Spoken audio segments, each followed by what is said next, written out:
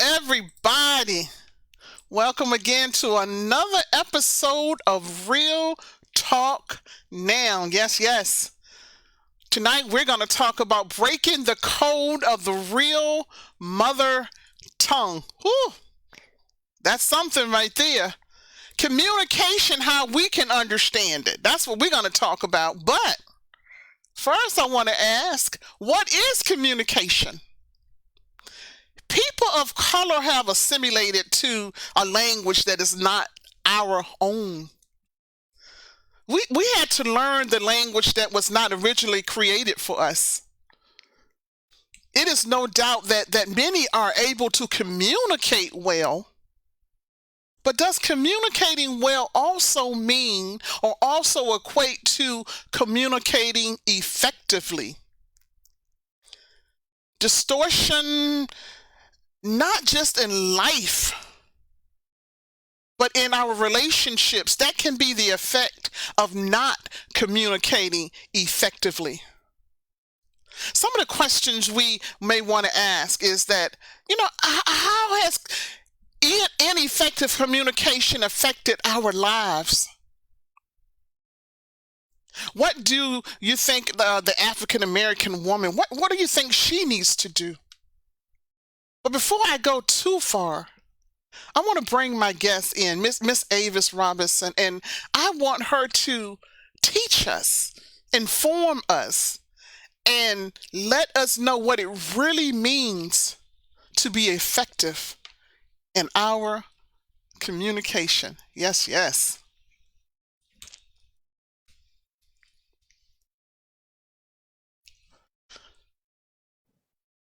All right. Is that my cue? Am I on cue? That is your cue. Good afternoon. No, it's evening. Good evening, everybody. To those of you who have joined us tonight, I want you to know, first of all, how excited I am to be a part of Real Talk Now. For me, I always believe it's better that we become proactive versus being reactive.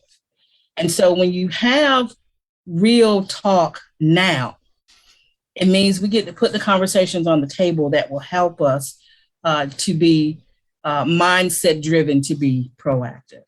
So Rosalind's opened up with just a whole heap of questions about communication and effective communication, and are we really being effective, and talking about cultural communication. I'm going to share a little bit about that tonight. And I want to say, first and foremost, anytime I'm asked to speak in the month of February, I'm always honored because that's our designated month of Black history.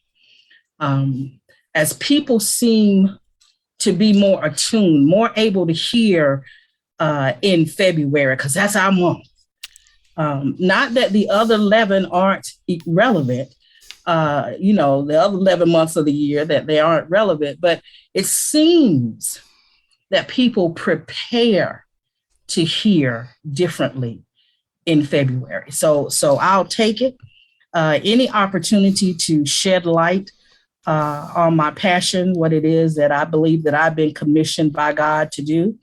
As Rosalind said, for those that I don't know, I am Avis Robinson. I'm an author. I'm an executive director of a nonprofit. I am a communication strategist.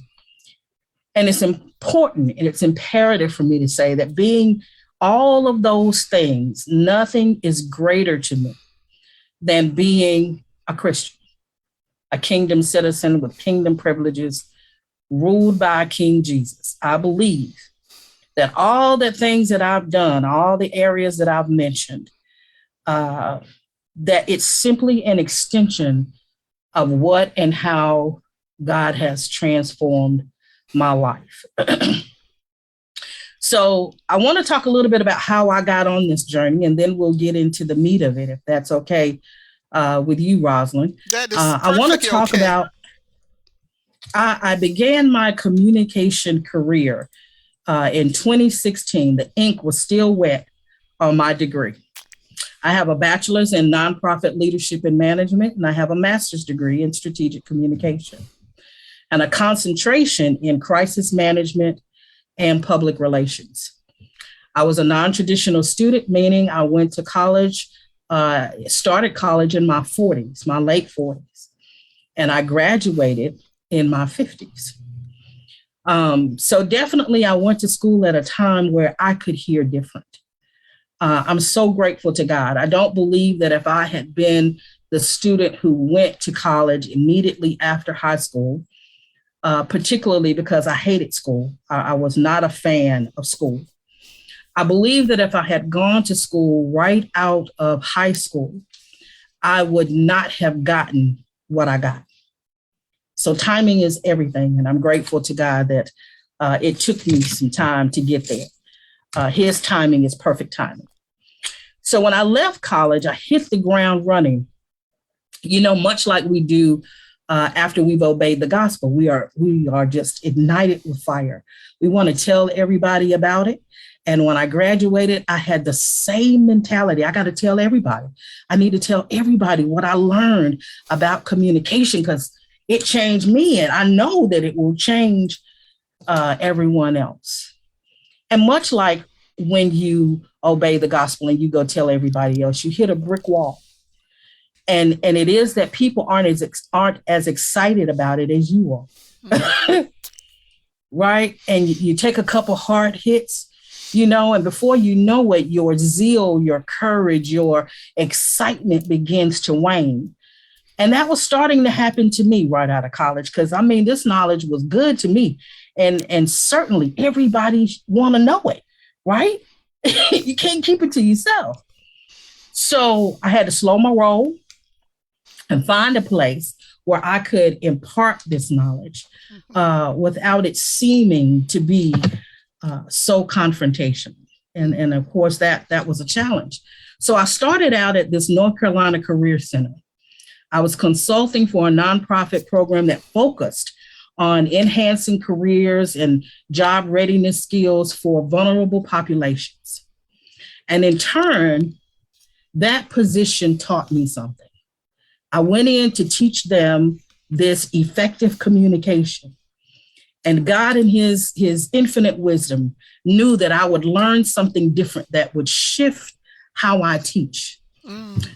So I went in, I jumped in with both feet, trying to make sure that I could teach these great outcomes about being job ready and learning how to fill out, complete resumes and interview well.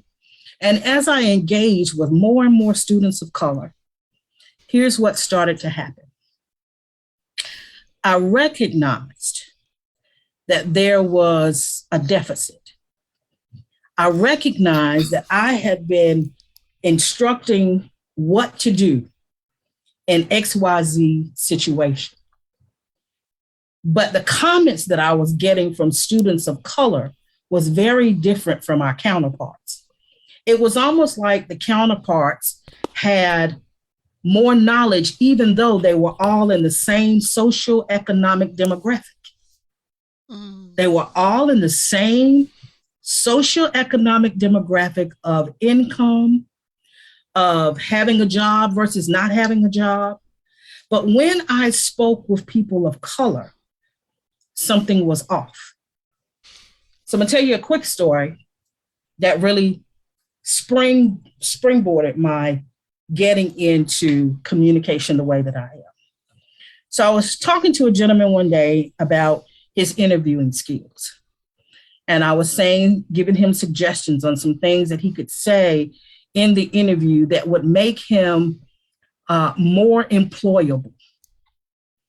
And he said to me, Miss Avis, you got good word. I respect everything that you're saying, but I can't do that. I can't be fake like that. I got to keep it real. I got to keep it 100. And what you're asking me to do is be somebody that I'm not. And I said, well, what do you mean somebody that you're not?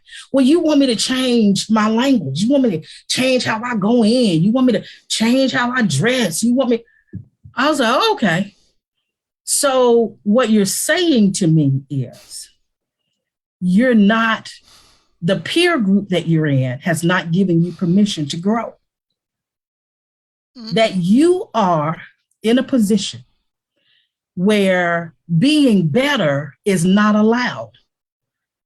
Otherwise, if you sound different, if you are different, you're not going to be allowed in the group that you're in. Mm. And as I started thinking about the context of how we oust people for not being what we expect them to be, it was, I got to do some deeper work. I have to share with people who look like me why they even communicate the way they do, Mm.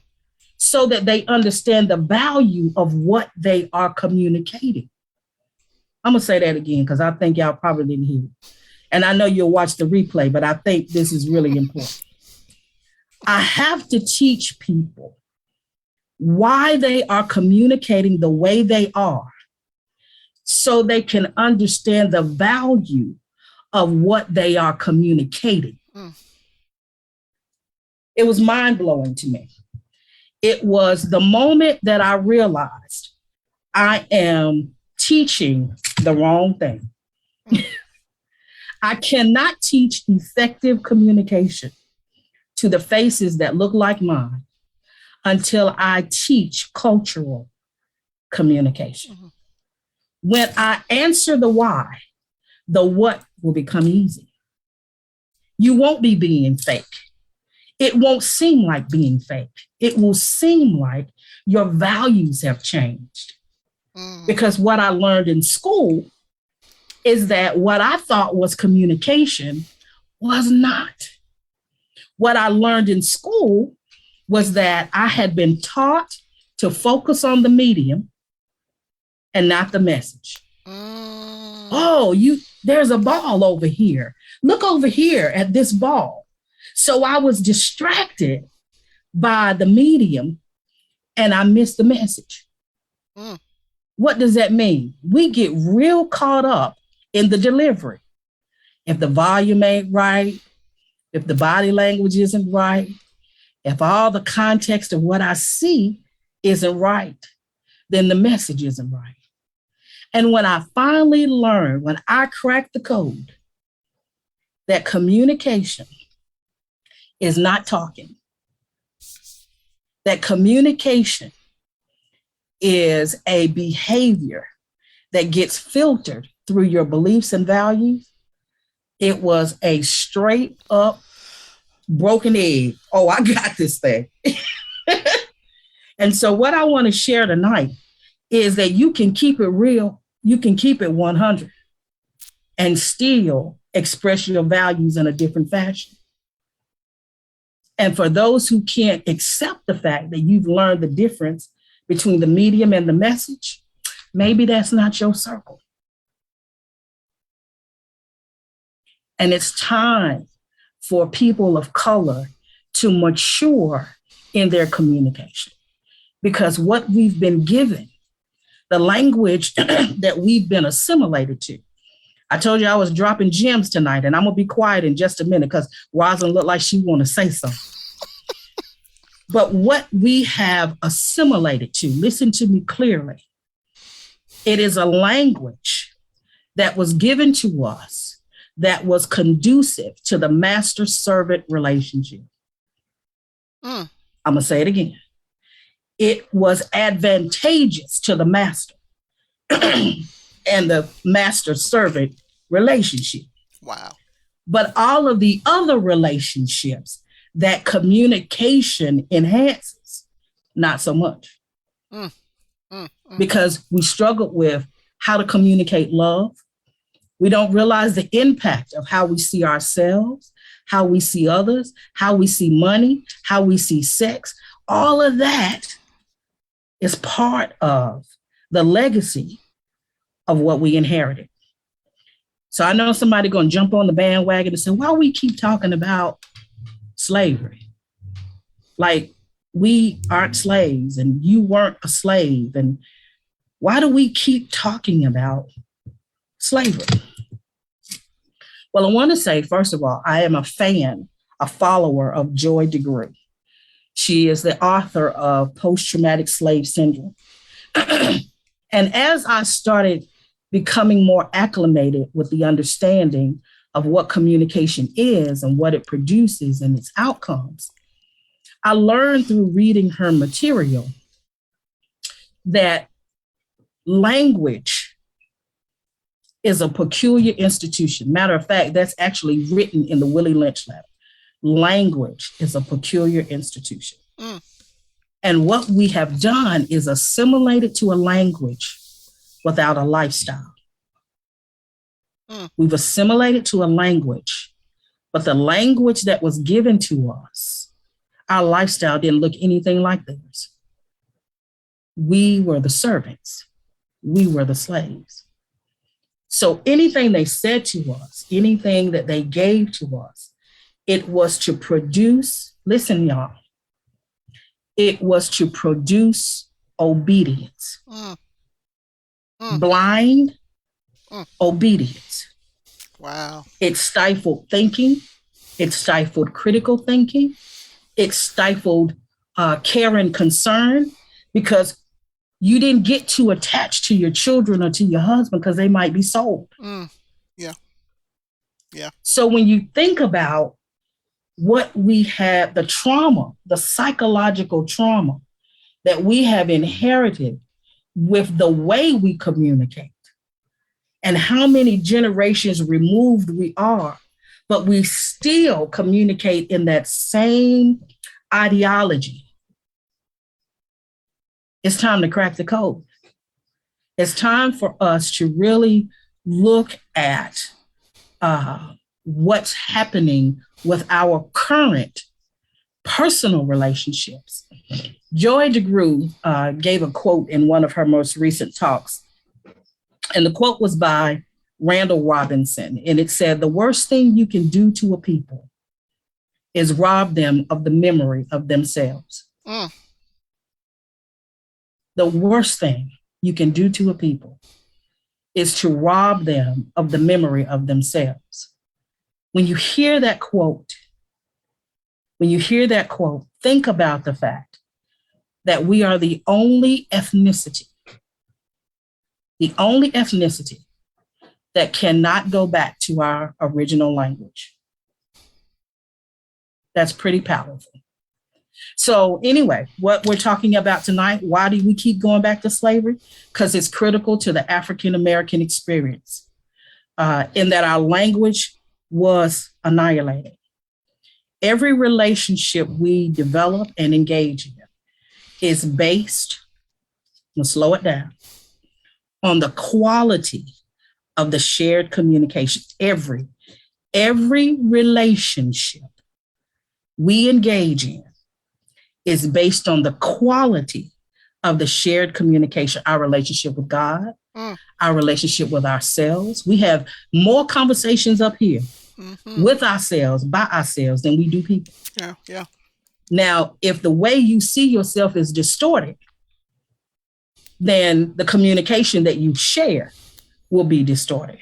The relationship we have with our parents, the relationship we have with our children, the relationships we have on our jobs, it's all predicated on our communication.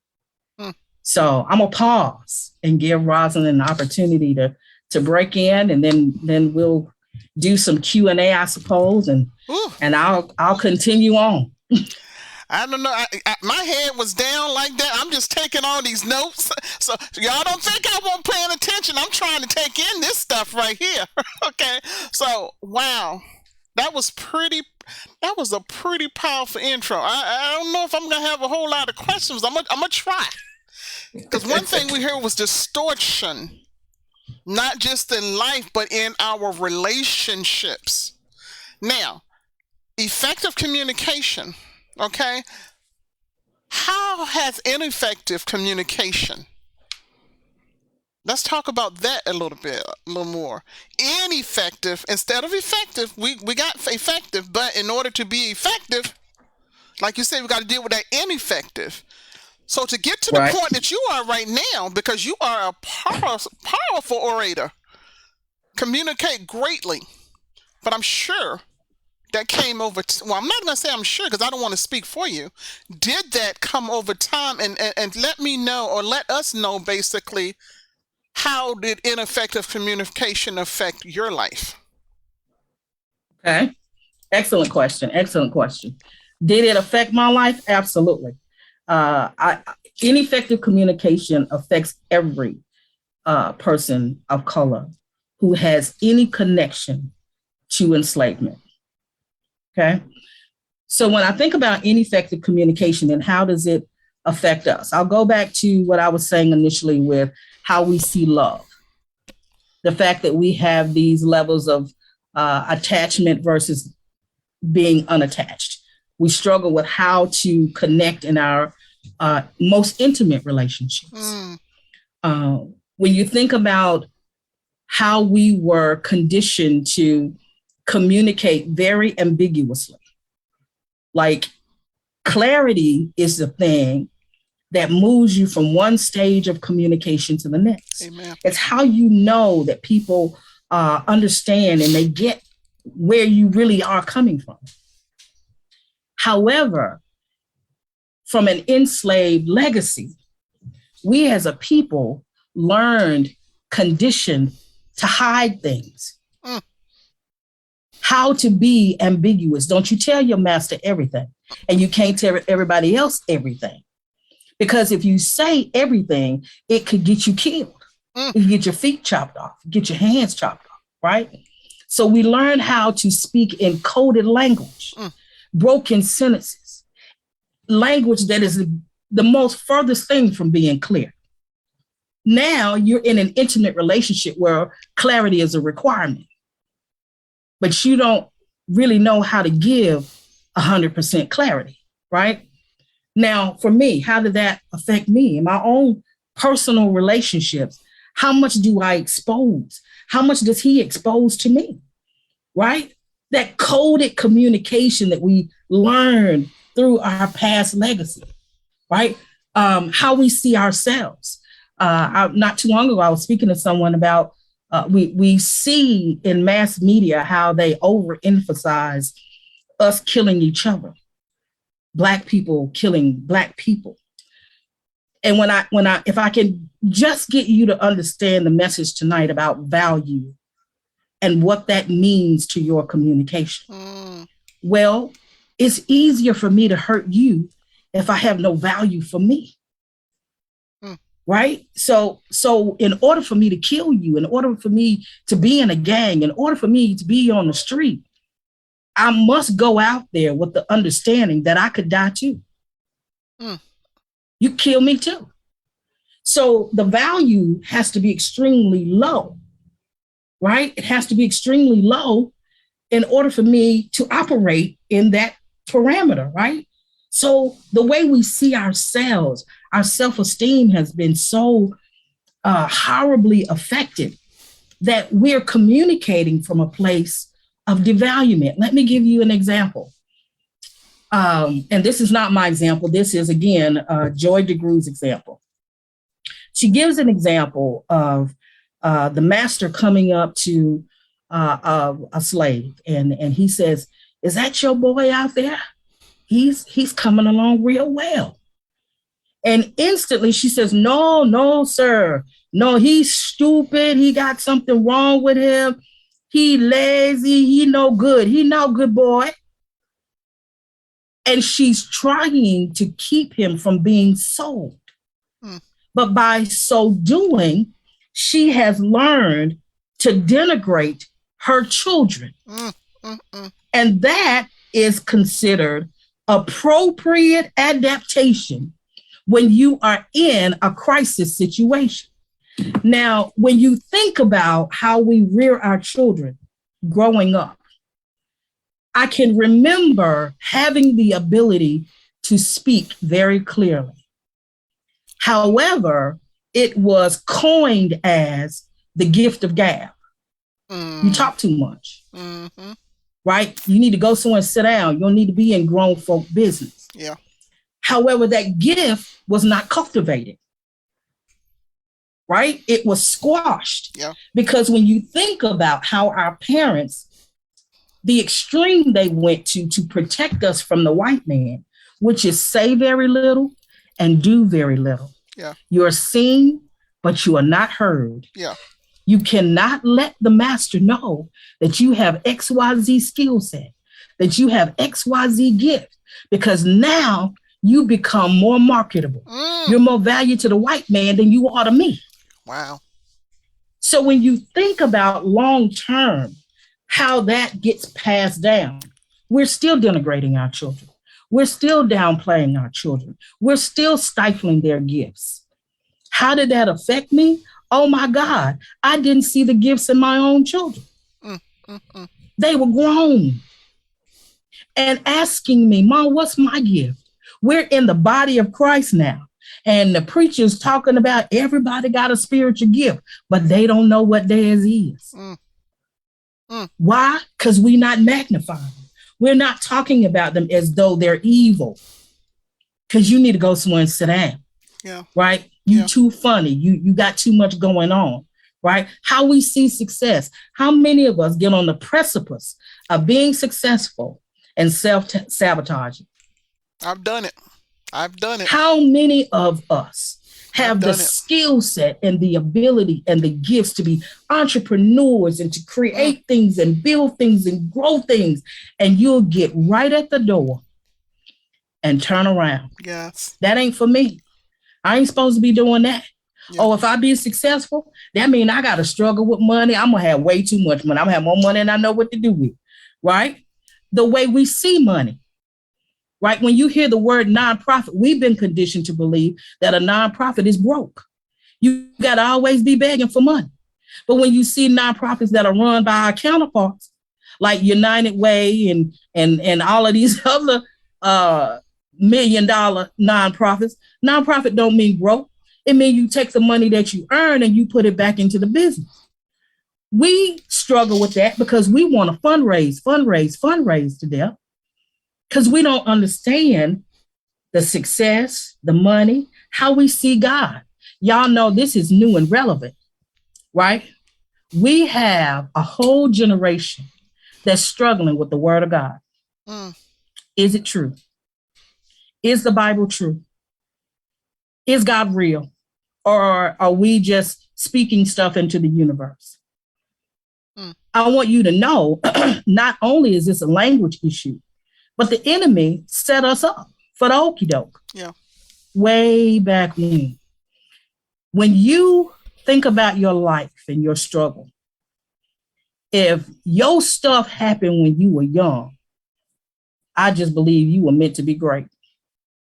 Because when the devil start working on you before you old enough to make a mental decision in your conscious mind about what to do and what not to do, when he takes advantage of you as a child and plants these seeds of negativity, so that by the time you are an adult, you are so damaged that you cannot walk in your purpose, it's time for us to rethink and break the code. It's time for us to understand we got to focus on the beliefs and the values of the message above the medium. We're too bogged down in the delivery, the volume and the body language and the expressions. They matter. They are important, but that's what they poured into us. Yeah. When I ask a class of people, and I ask many classes of people, what is communication? They will say it's talking, it's understanding, it's listening, it's body language, it's verbal, it's nonverbal. They tell you all of that because that's what they've been conditioned to hear. What is it? It is a behavior that I'm filtering through my beliefs and values. Why is that so important? When you and your husband are having a disagreement, and I'm being very mindful not to use the word argument, okay, because that's a word they gave us. I believe we can have a disagreement and we can have a discussion without having an argument. But we think it has to come with high volume and displeasure and ranting and raving and proving our point of view, that's how we see it. When you think about having a discussion, if you hear your spouse clearly, you will hear what they value, what's important. If they hear you clearly, they'll hear what you value. Yeah. Let me give an example. Me and my husband been having the same argument for 30 years about me locking up my car. Why don't you lock your car? That car is a nice car. It's a valuable car. Because he's concerned about somebody breaking in the car, taking things out of the car, right? I grew up rural in a place where we didn't have people breaking in cars. My mama didn't lock her doors, and we didn't lock our house doors, and we didn't lock our windows. And we would wake up and we would have cousins laying on the couch that would visit, right? I'm trying to teach you something about the value. So the value of locking something up was not instilled in me. And it was implicit. She didn't say, we don't lock our doors because people going to come by, right? We don't lock our car doors. She did say this. We don't lock our car doors because it's better for them to open the door and take what they want than to break your window. That's how. That's right. What I got, right? He didn't get that. So when I don't like it, to him, I don't care about the vehicle. To me, it is, well, I like it if they can open the door and get what they want out of it. It's not first thing on my mind. Our disagreement is not with each other per se. It's about the value of it. Yeah. Please tell me you see that, right? Yeah. So if you hear the value in the conversation, it prevents an argument. Wow. Because an argument is about position. Whose position are you going to take? Mine, or I'm going to take yours? And you argue your point until you feel like you won. We want to win. It's not about, okay, you hear me. I grew up different. I grew up rural. So you cover me. You lock my car for me because I don't have that same value that you have. Right. So you cover me in that because it's important to you, but it's not as important to me. That's right. The same situation applies in any kind of argument, any kind of disagreement. It's about value. What we do is we make it personal.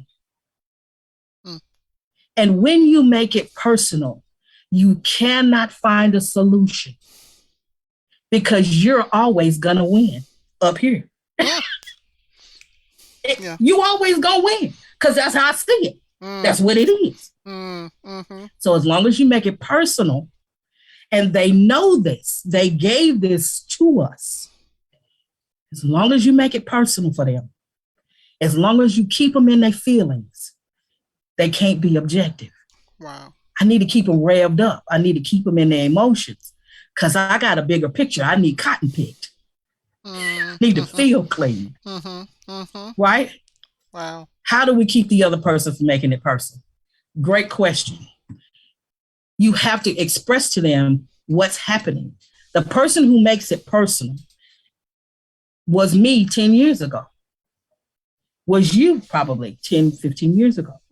It's the person who doesn't understand the difference between the value and the belief. I'm not saying you're wrong. You follow what I'm saying? We want to be right. Yeah. We want our position to be elevated. Yeah. It's got to be the way I see it. And when you put it in that perspective and you don't show the difference between beliefs and values, it has to be personal. Wow. Because you're trying to tell me what my mama gave me when I was 5, 6, 7, 8 years old. Are you saying to me my mama was wrong because she didn't lock her car? Well, it can't possibly be. My mama was right about everything. Right? Because that's what we're up against. We're up against legacy. We're up against influence. Because what you think you brought to the table, you brought from somebody else. Wow. You didn't get that stuff by yourself. You didn't come to the table with a clean slate and say, you know what I'm thinking? I'm thinking you ought to lock your cars. No, Wow. it's passed down information that gets passed down. Now, I said a word, the difference between implicit and explicit. I want to explain that a little bit further. Mm-hmm. People of color didn't sit down and say, these are our values. We value our vehicles, we value our homes, we value our jobs. They didn't do that. We implicitly saw our families working toward goals. We received the discipline that we received. Let me give you an example. Let's just say you told your mama a lie, and she calls you in and said, you should never lie. And if you lie, I'm going to whoop you. Mm-hmm. So now you learn not the value of character in not lying. Fear. You learn that if you lie, don't get caught. That's right. Fear. Because if you get caught, you're going to get a whooping. And that's something.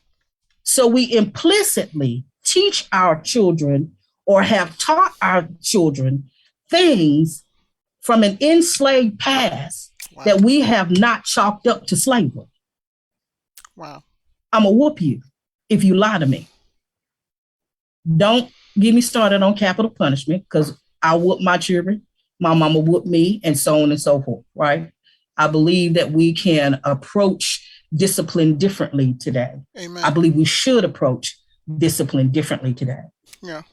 But when you think about the value of that, we know we don't want people to lie to us. So if we're ever in a situation where someone lies to us, we're enraged, right? And we want to lash out about it, which is called violent communication. But we don't talk about the value of being honest. Wow. We don't talk about the character it builds in you when you're honest. Mm-hmm. So our children from previous generations are walking around with all these implicit values that come to the surface in the middle of an argument. Wow. They don't know what to do with them because we're not having value-driven and belief-driven conversation. Mm-hmm. We're not. We're having disciplinarian conversation. I'm going to pause for a minute. It is the difference. And we had a comment here too. You got one of them. Another one was that, is that why we were taught as girls not to tell our spouses everything and not to be vulnerable? Absolutely. Yeah. Yeah. Absolutely. Absolutely. Absolutely. Yeah.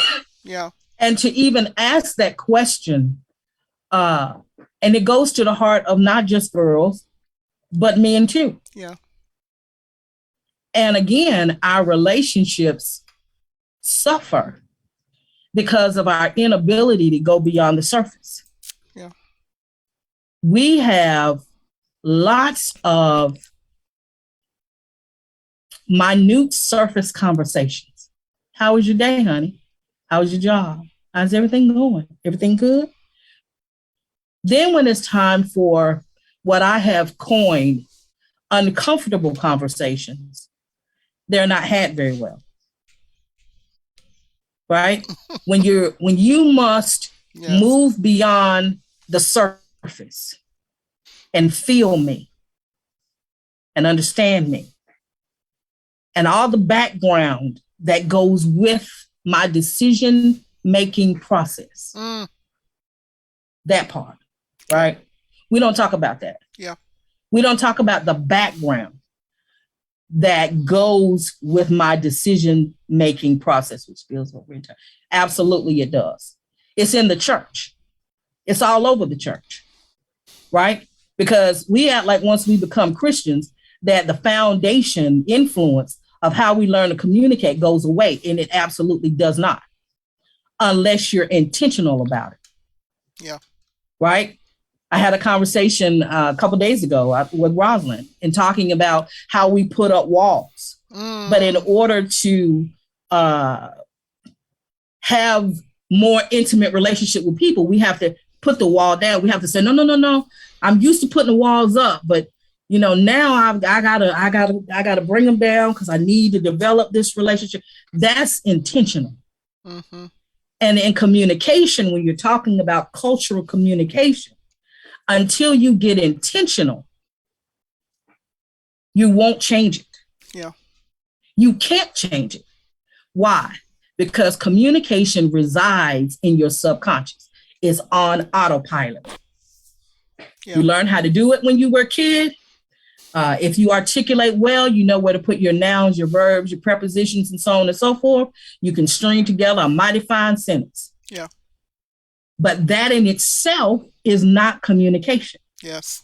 right? Communication is when the connection happens Wow. between you and another individual, and that person understands your beliefs and your values, even if they don't like them. Yeah. I agree. Now, that last part, even if they don't like them. And what we have decided to do is not like people whose beliefs and values don't align with ours. Yeah. That's what we decided we would do. Mm-hmm. So I'm gonna cut you off. You know what they're calling it today is a cancel society, right? I'm gonna cancel you out. I'm gonna unfriend you. I ain't gonna like you. I ain't gonna talk to you. I ain't gonna do none of that. Well, that ain't even a Christian sentiment to counsel folk, right? We're supposed to be trying to save people. How you counseling people you're supposed to be saving? That's a whole nother conversation for a whole nother day, a church day, right? But that's what we're doing. We're counseling people. I don't want to be in your presence. And then we call it, peace. You disturbing my peace. Well, we disturbed Jesus' peace too, because he had to leave heaven to come down here to save us with our wretched selves. But he came. Yeah. He didn't counsel us, praise God. He didn't counsel us. He saved us. That's right. And so again, um, I'm gonna yield the floor. I'm gonna be quiet. Right. Now, when you said about those walls, though, and the thing is, remember too, it's never too old. You're never too old to break them down. And that leads to I Absolutely. want us to hit on a little pertaining to this new outspoken generation that we have. Okay, do you think Yeah. they are being effective in their communication? And also, when do you think, and if you think that they're being effective, more effective in their communication, when do you think that shift happened? When do you think that changed? If it was a change. One, I believe that they are definitely being more outspoken. I think they're bolder, and I think they're bolder because of the access of information that they have that we did not have access to. In terms of, do I think they're being more effective? Not so much. I don't think that they understand the belief and value scenario, and I think they are still very emotionally driven. Yeah. I think the way that they present themselves says that to me. It speaks volumes that they want to be emotionally satisfied, Mm. and they will come at you just as a release of what they're emotionally feeling. Wow. And I think once we move beyond the emotion, which is difficult, again, anything that I'm sharing with you is not easy. When I first when I first got out of college, man, I had poured so much of this stuff into my kids because I was trying to undo a lot of what I knew that I had done wrong. Yeah. I knew that there were so many aspects of relationships that I was clueless. Mm. And by the time I graduated, I had saturated them. And as I stood before my committee doing my thesis, and the chair asked me, she said, Avis, how did this program affect your family? And before I could speak, tears just rolled out of my eyes. Like, you don't cry during thesis, right? You're supposed to be just giving data. But I knew that I would never be the same. Mm. And my children would never be the same. Yeah. My husband would never be the same simply because he was a part of me. He was an extension of me. Yeah. And the change was so profound. So until we get to that space of understanding clearly the legacy we bring into our relationships, Mm-hmm. and we make allowance for change. Yeah. We allow people to grow and to build and to develop. It's a requirement that we do so. Mm-hmm. For the people, the young people today, they're full of questions. They may be asking the right questions, but here is where the responsibility rests with us. Are we prepared to answer them? Mm. And I dare say many of us are not. We are answering the questions the way the answers were given to us 20 years ago. When No. my daughter asked me, Mama, how do you know if the Bible is true? Mm. I quoted to her what I'd heard from the pulpit for 20 years, and it was insufficient in her eyes. I need more than that. It sufficed for me. Yeah. But for today's generation who has access to information Yeah. that we didn't have access to, it ain't enough. Yeah. I don't know. Okay. Oh no. Oh wow. You're right. We have to be prepared today. This generation is a totally different generation. The answers that we receive, even the upbringing that we receive, and that goes back to hiding different things. So you often heard the phrase, "What happens in this house, stay in this house." That was I Yeah, know in my family. Okay, yeah. okay. What do you think about when an African American woman is labeled the angry black woman? And do you Mm. think this is related to the way that we communicate, the ineffective way that we have been taught to communicate? I have to pause and take a deep breath on that one. It's really sensitive for me. Not that I have per se been called the angry black woman, but because it does something to me when I hear it. Mm-hmm. When you label something, it is in an it is in an effort to dehumanize it. Yeah. I'm gonna say that again. When you label something, it is in an effort to dehumanize it. And our people have become quite familiar with this method of communication because we as a people have been labeled lazy Mm. and dangerous and violent and murderers and rapists, the N word. So we have what that says to me when I hear the angry black woman. What that says to me is we have effectively become a part of the problem and not the solution. Yeah. We have effectively become a part of the problem and not the solution. Wow. To label us as angry black women means that we don't have to deal with the hurt and the trauma beneath the surface as to why the behavior exists. Yeah. And what we are simply witnessing, Rosalind, is the breaking of the dam. Mm. For generations, Black women were left to fend for themselves physically, Mm. emotionally, and mentally. We were forced to disconnect and reconnect on someone else's command. We have protected and nurtured, and we are believing the hype that after all these years, let me say that again, we have Mm-hmm. protected our Black men, our Black boys, our Black girls.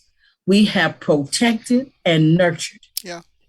And now, as we have come of age with social media, emails, and our careers and the feminist movement, we bought into the hype that after all these years, everyone of us sacrificing, that all of a sudden someone else would come to our rescue.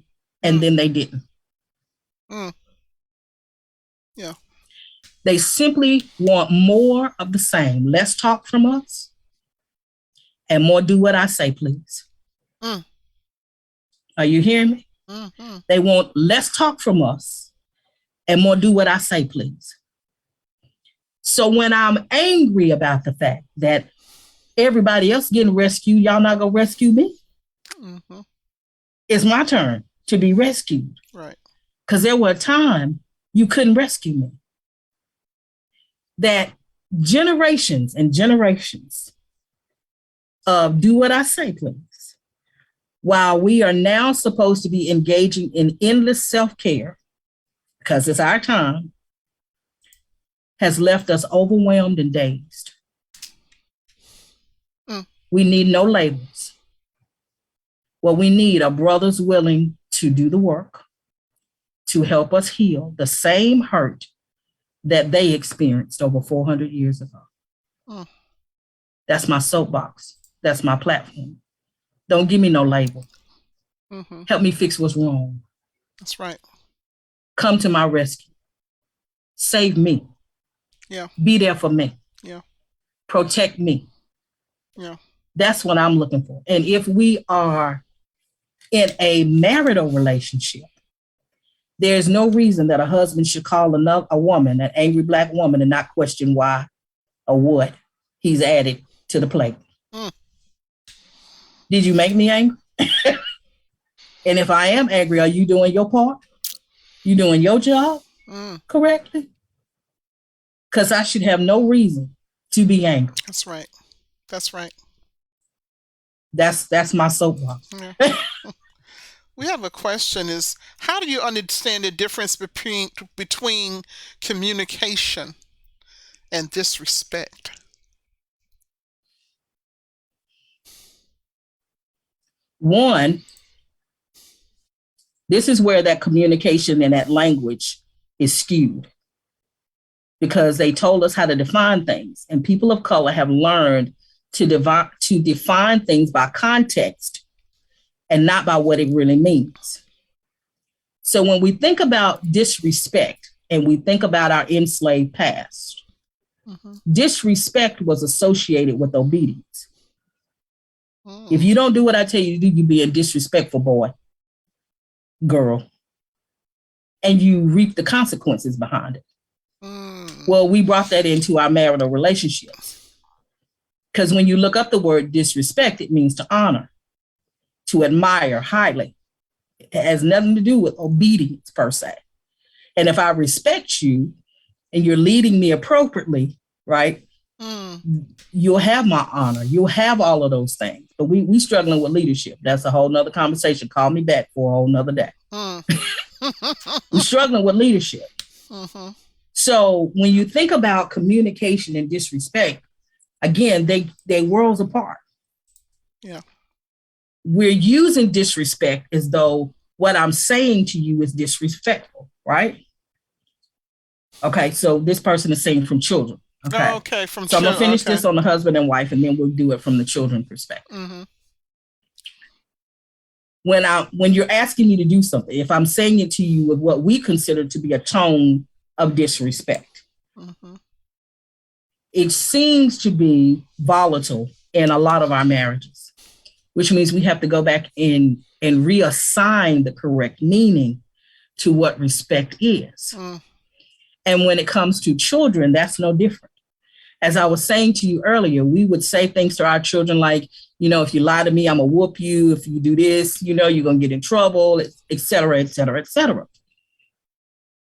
The way that the teens and children talk to their parents today, I'm going to use our cultural definition of disrespect. It seems disrespectful because I'm the one in authority, and you shouldn't talk to me in that fashion. But again, I believe one of the missing links, the biggest missing link is we opened up Pandora's box, but we didn't attach the beliefs and the values to it. You know what? We said it's okay for you to be more vocal. We said it's okay, the school systems today, are letting them say what they want to say, and they're getting into the environment with their peers, and their peers that don't necessarily look like us are speaking to their parents in a particular kind of way. We've actually made fun of it across mass media about the difference between how Caucasians raise their children versus how we raise ours. Mm. And so some of us got real wise and we decided, well, we gonna give a little leeway. We gonna let our children be a little more vocal, right? But we haven't taught the value of why you should and shouldn't do that. Wow. Right?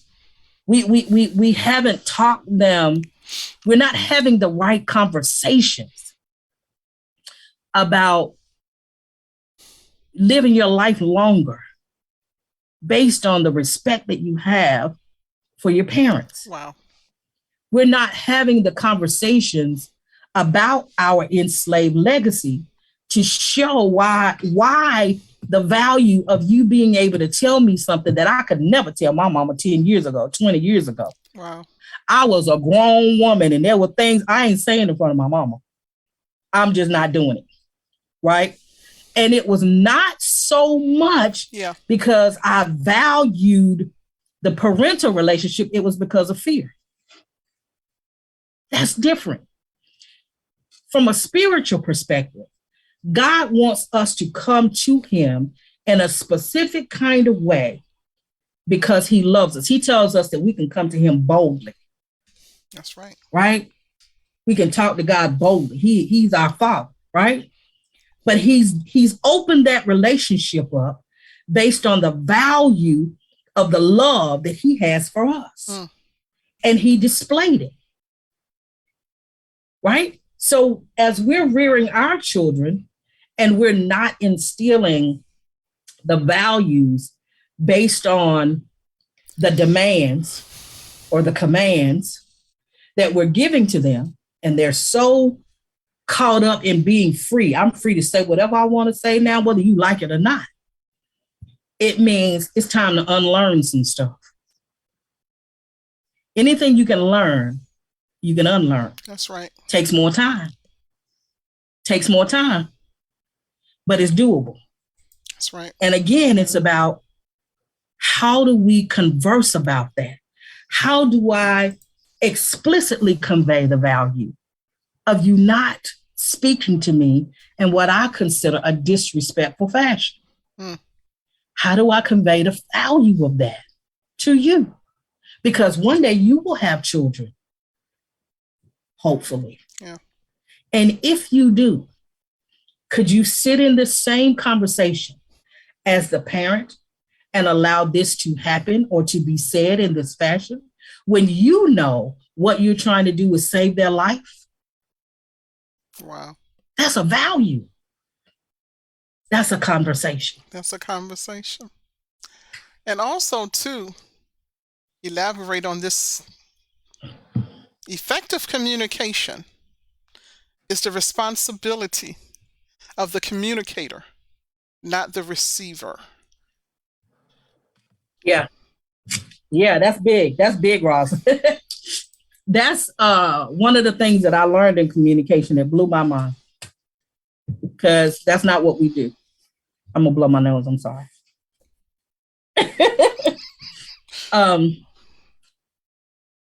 I was conditioned to believe that if you don't understand what it is that I'm saying to you, that you are the problem.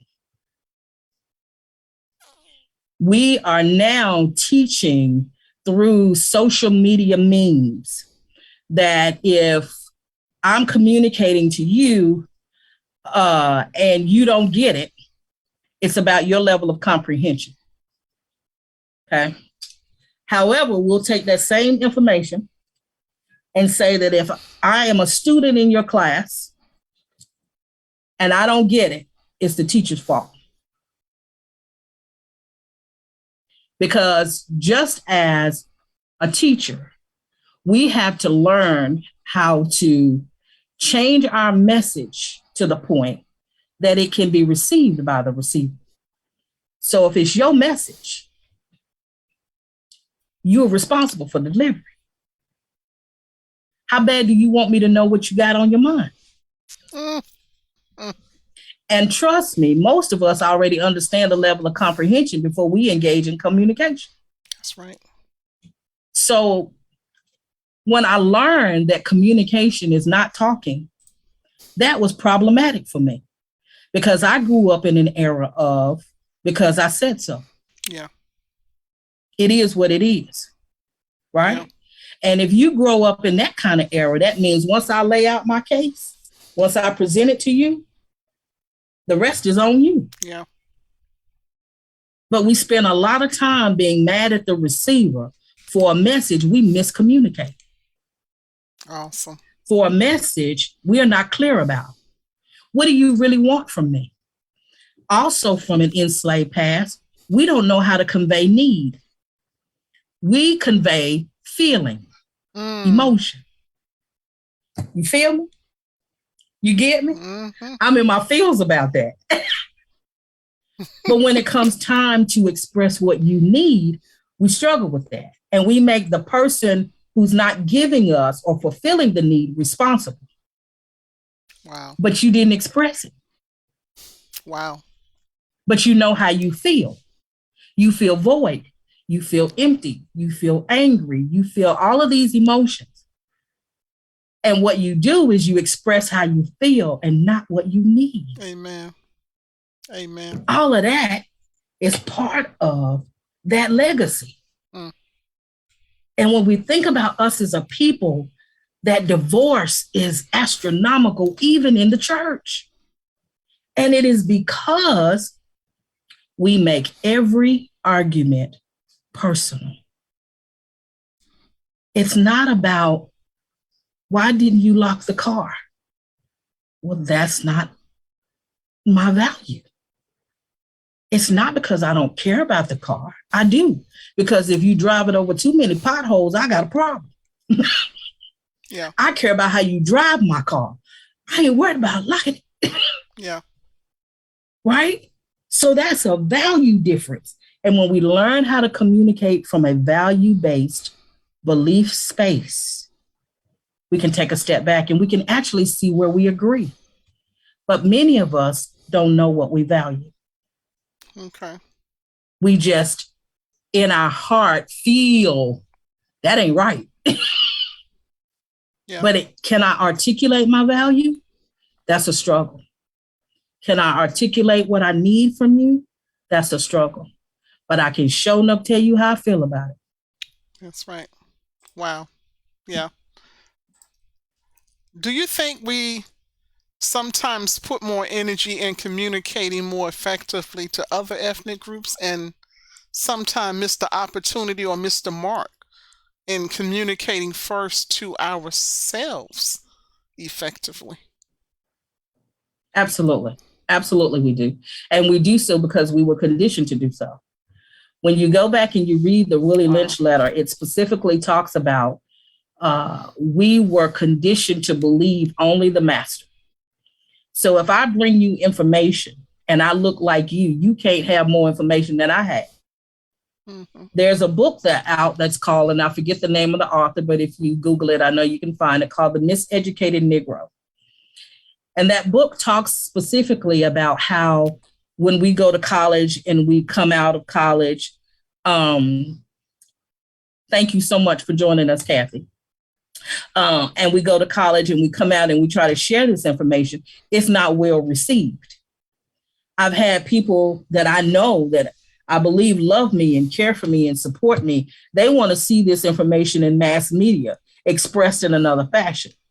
And what I'm saying to them is, you probably not going to find what I'm telling you in mass media, right? When I was in college, after my first class, no, I would say it was probably the third of interpersonal communication. I asked my professor if I could ask her a question, and she said, "Sure, you can. Do you want me to be honest with you?" And I said, "Absolutely, please do."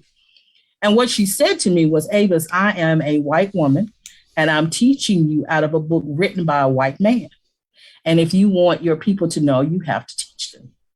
Now, I got really angry about that. I was mad the whole entire semester, y'all, because how dare you pull the race card on me, right? Because that's my naivete and not understanding how profound what she said was. Because at the end of the day, the language that I'm operating out of is the language y'all gave me.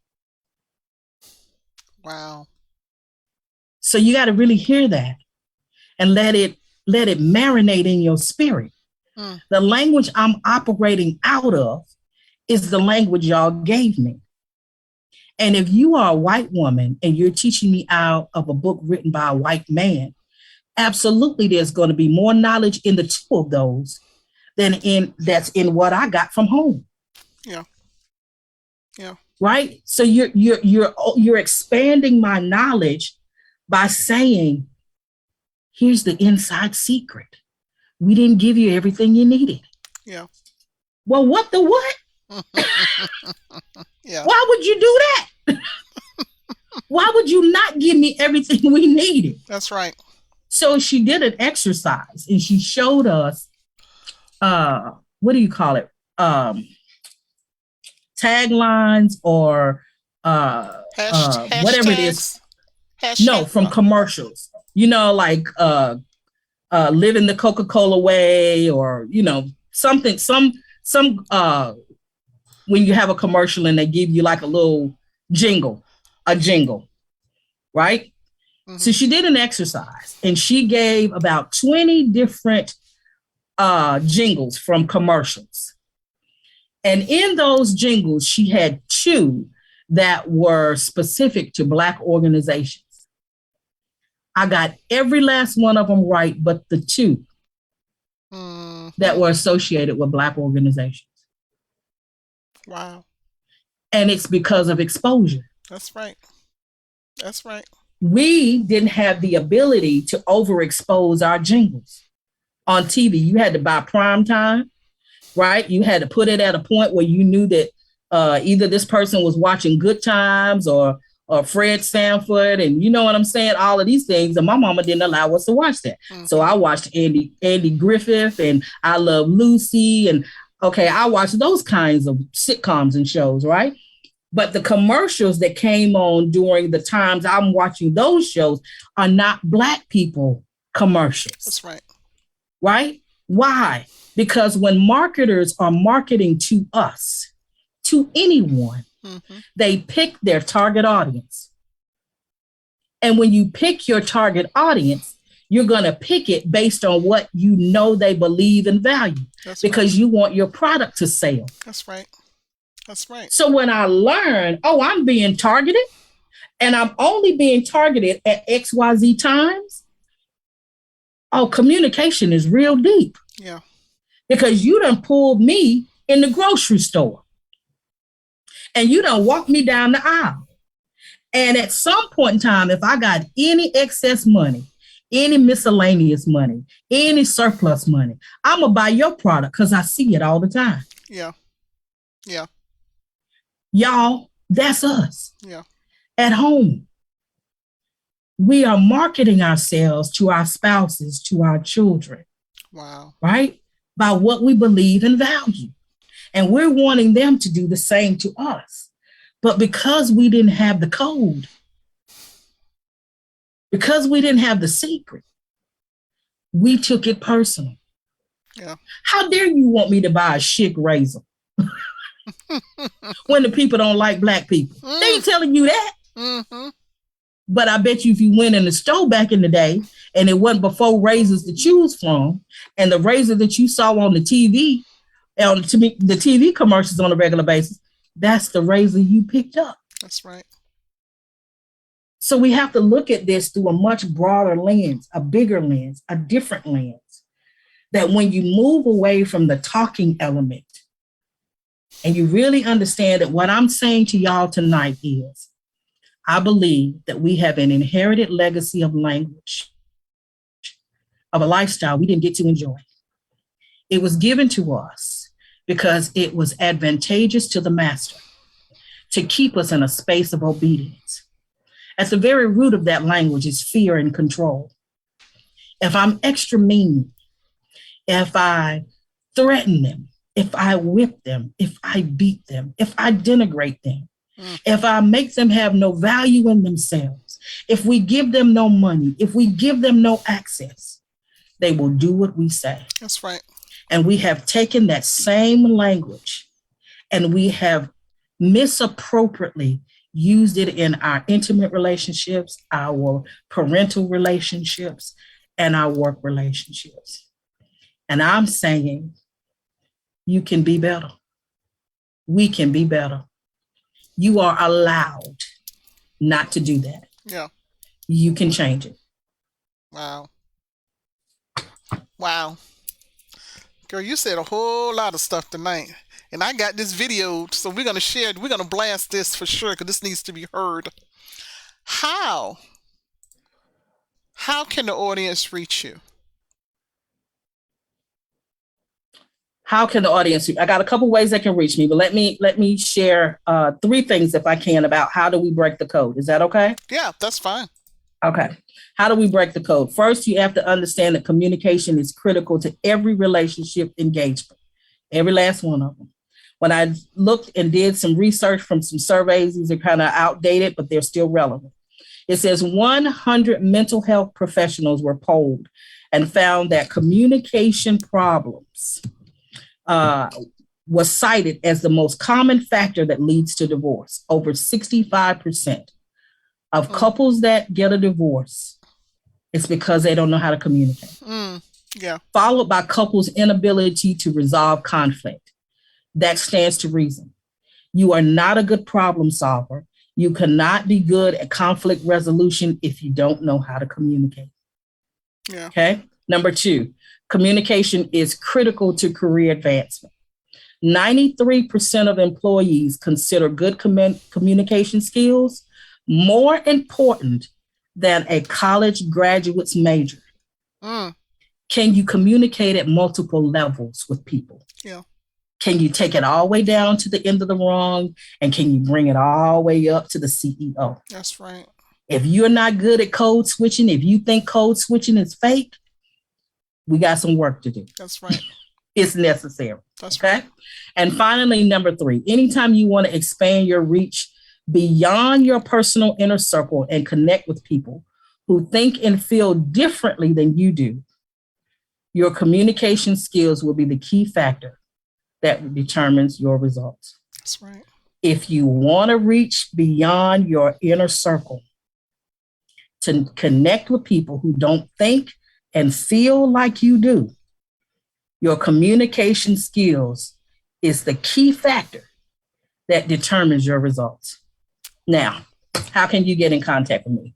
One, I have a Facebook page called Grace Out Loud.